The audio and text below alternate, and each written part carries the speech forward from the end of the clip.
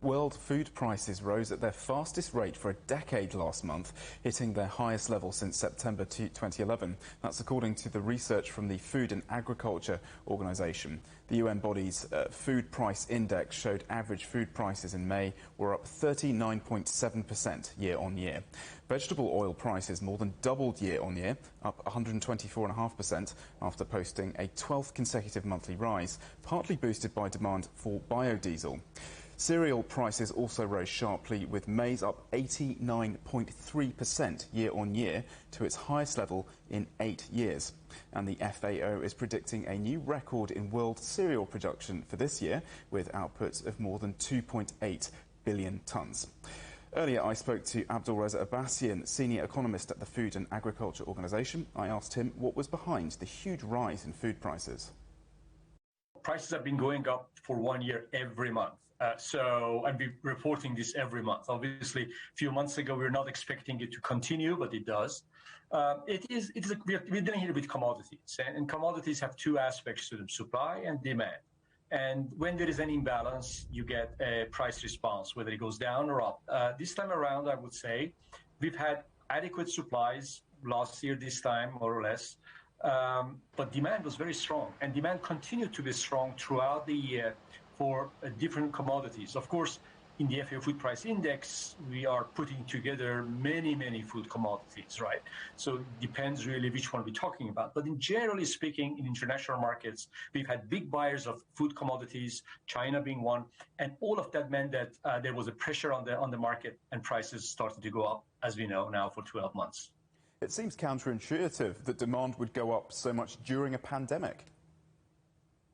Well, actually, this is kind of interesting observation, because pandemic last year, this time, a bit even earlier than that, in March, when pandemic really started, you would hear from many people saying, they will be terrible for trade, be it food commodities, manufacturing, and so forth. Proved wrong.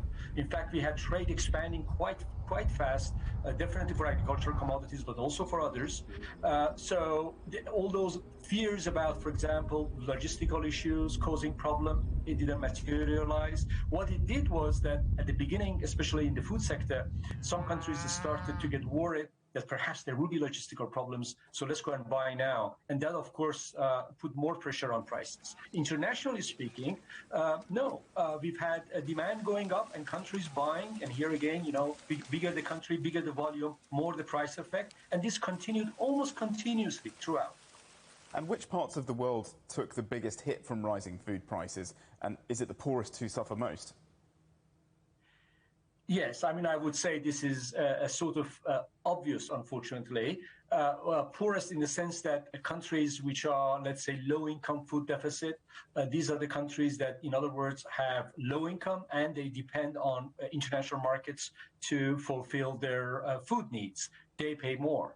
The only positive thing out of this is that of late, because of the slide in the US dollar, assuming that the currency actually among those which appreciated, is not usually the case for one of the poorer ones, they might have benefited from a cheaper dollar. But I don't think, given the huge rise we've seen in prices, the level had really compensated for this potential strength in their currencies. And in many poorer countries, people actually lost jobs and lost access to food, and that's why FAO, WFP, and other organizations are talking about more people joining the hunger line, which is really terrible.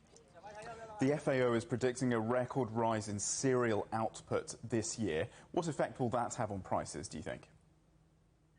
Well, it is positive in the sense that we are seeing a big increase in production. This is in a way also respond to high prices, which encourages farmers to plant more. But the question is this enough? Now, for certain products like rice, as you have seen, in fact, prices haven't been rising so much and the market is pretty balanced, and rice is a very important and stable for many people, especially in Asia. But when it comes to coarse grains, these are grains that you actually use a lot for feed, like corn. Situation is quite vulnerable, and we are still waiting to see what the implications of the drought, for example, will be in Brazil. Unfortunately, I would say we will be there for a while with the firm prices. Whether it goes further up or not very much depends on critical months ahead in terms of production, and very much, I would say, depend on what sort of a demand picture we're going to have in the coming weeks.